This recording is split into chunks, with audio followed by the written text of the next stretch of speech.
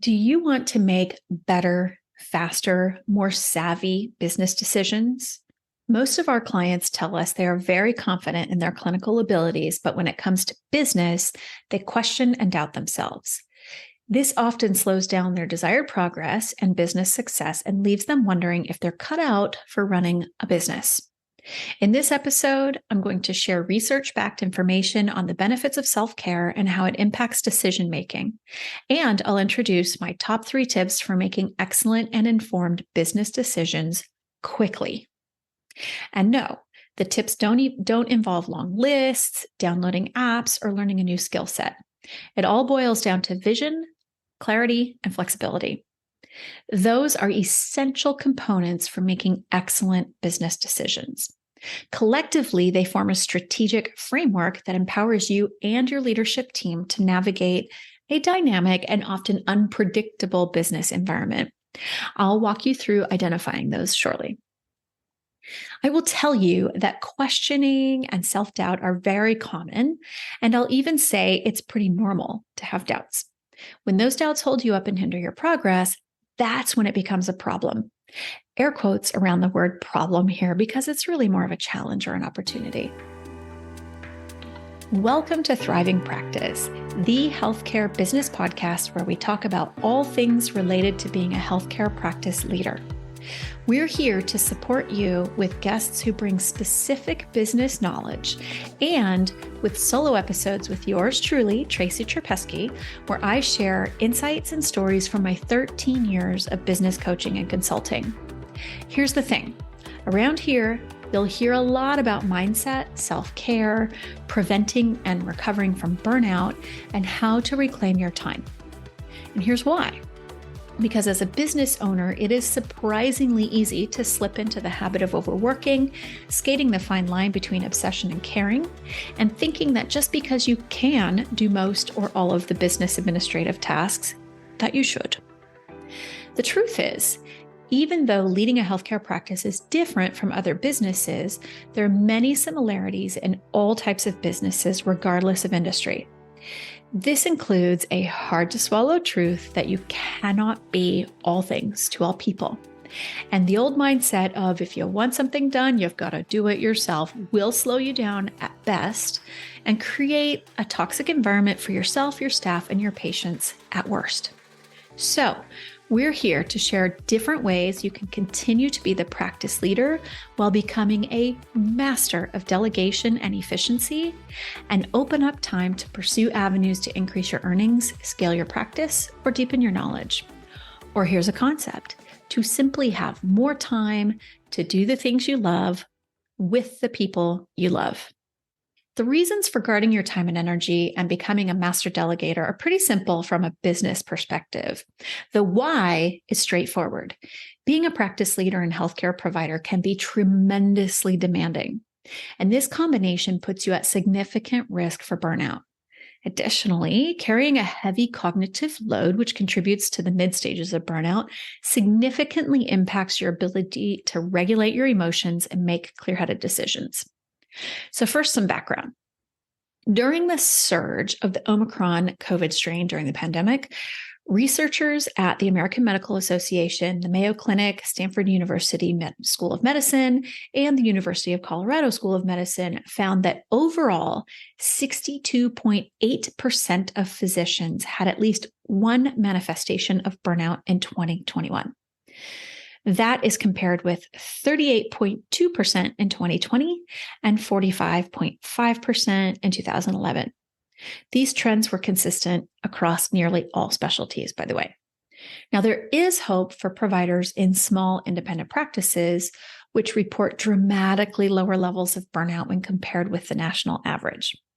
In our work with provider owners, I've seen that the striking difference in burnout rates is directly related to having control over clinical hours, autonomy in decision-making with respect to patient care, and being connected to a larger purpose, say, for example, supporting underserved populations or specializing in an area of care that they're passionate about. Sometimes our clients come to us on the verge of or in recovery from burnout. And the number one challenge they have about being a practice owner is that it's tremendously difficult to provide a high level of care while juggling clinical, leadership, strategic, and administrative responsibilities. They feel their ability to make good and timely business decisions is hindered by their fatigue and overwhelm. Now, as I mentioned earlier, self-questioning then can start to set in, and a cycle of doubt, overwhelm, and analysis paralysis will take over. Or sometimes even worse, taking rash business decisions without looking at facts and data, which can be extremely costly to the practice. Now, it might seem a little out of left field or even maybe simplistic to say that self-care is one major avenue to better decision-making in business, which is why I want us to explore it together. In a 2021 Forbes article entitled "Why Multidimensional Self-Care is Essential to Better Leadership," the author identified the biggest benefits of self-care as thinking more clearly and realistically, followed closely by the ability to identify and reflect on what's most important to you. We spend a good amount of time with our clients on identifying their vision and establishing clarity around what's most important to them and why. I invite you to slow down, to speed up, or scale up.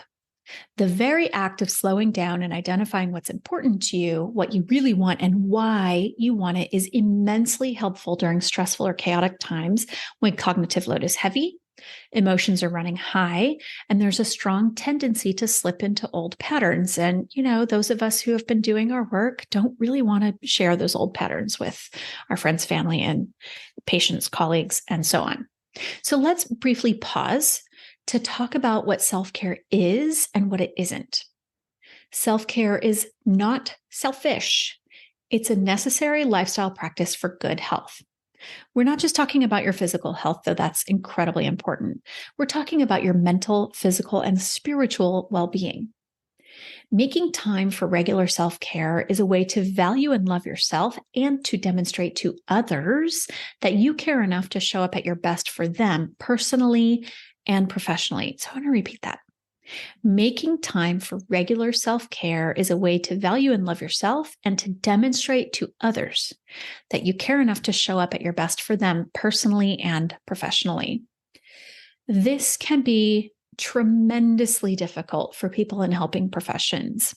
We have worked with psychotherapists, primary care physicians, physical therapists, chiropractors, naturopaths, acupuncturists, regenerative medicine specialists, and a few dental providers. And I've seen each of our clients grapple with what I call being selfish enough to take excellent care of themselves. Again, with my air quotes here.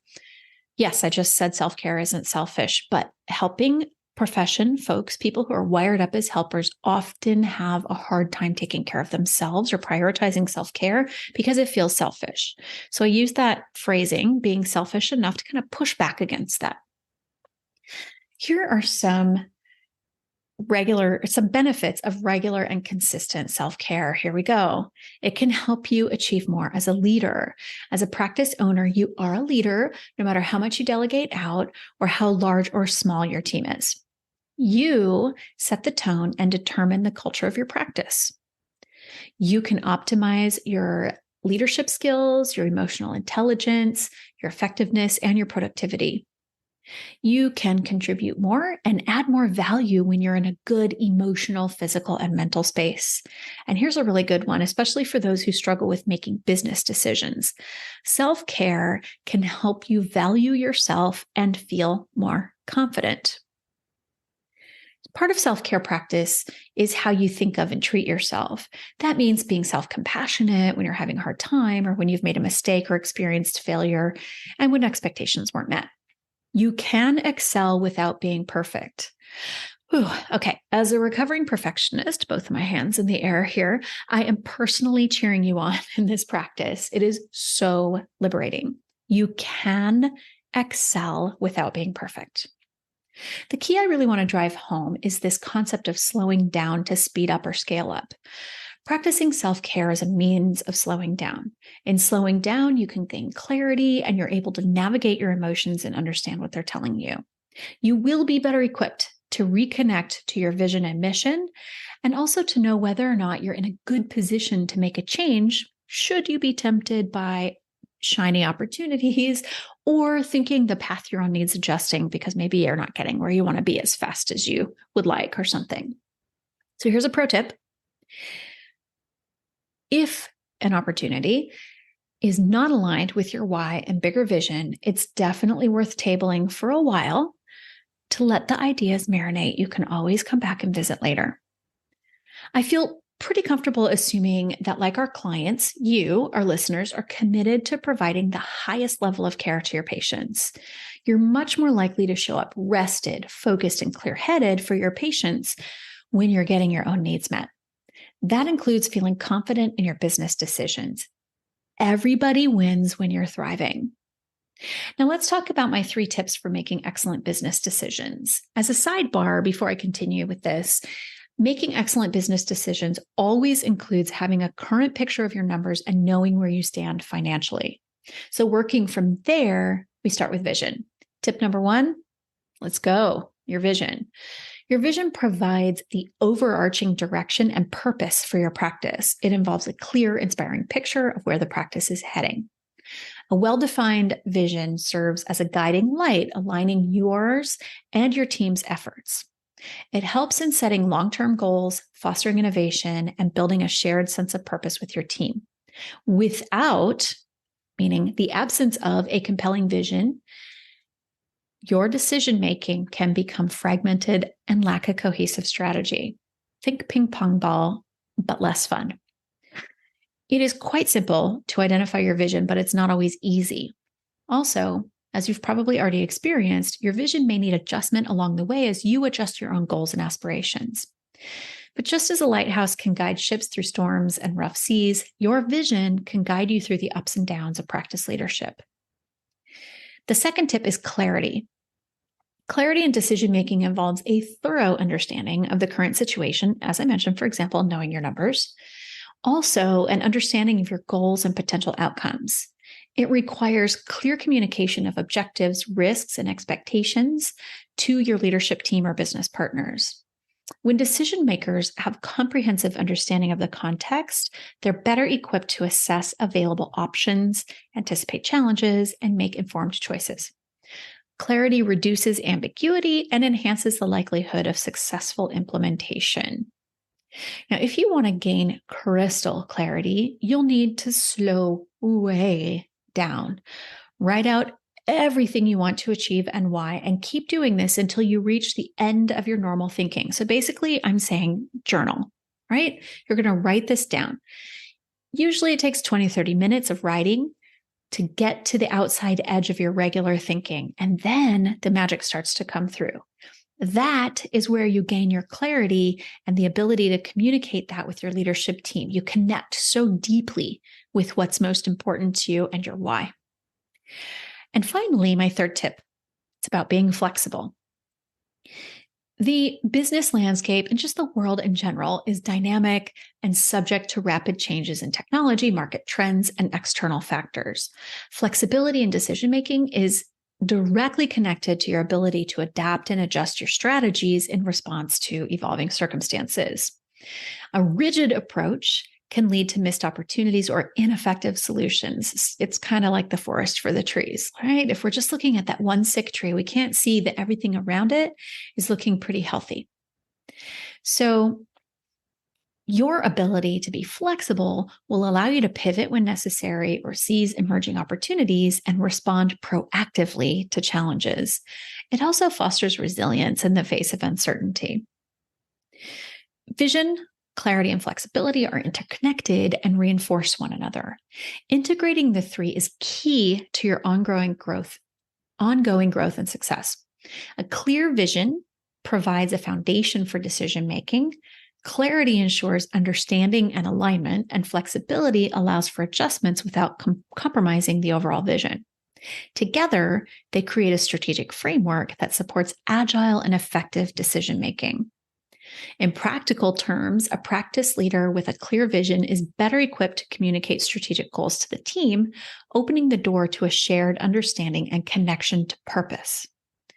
Clarity enables effective risk assessment and the identification of key performance indicators or KPIs that you might identify or learn to identify, which can help you in decision evaluation. Clarity also helps shut down the noise, so to speak, when things get chaotic and complex. And flexibility allows your practice to adapt strategies based on unforeseen challenges or updated goals. So when you slow down enough to identify and fine-tune your vision, you will gain crystal clarity about what's most important to sustain or grow your practice. And as one of my clients says, when you bake in the flexibility needed to adapt rapidly changing times, you'll have the key ingredients for your recipe for success. Now, keep in mind that taking excellent care of your well-being, your body, your physical body, mind, and spirit includes slowing down in order to speed up or scale up, and it will support you in making sound business decisions. If this episode has provided value to you, make sure to subscribe and leave us a review so more practice owners like you can find us and learn from the wisdom and guidance of our incredible guests and from myself. As a small business, we produce and broadcast this podcast with a limited budget. So we would like you to know how much we appreciate you, our dear listener. Thank you for being here and for supporting us in our mission to help over 1,000 practice owners take back their time, grow their practices, and elevate their leadership. Imagine if you could take back an hour or more every day. What could you do with that time? If you'd like to learn how to take back your time and grow your practice without sacrificing your well-being, schedule a strategy session with me. Go to practicesuccess.co and click on Book a Strategy Call button. I'm honored to support you in your success. See you in a couple weeks.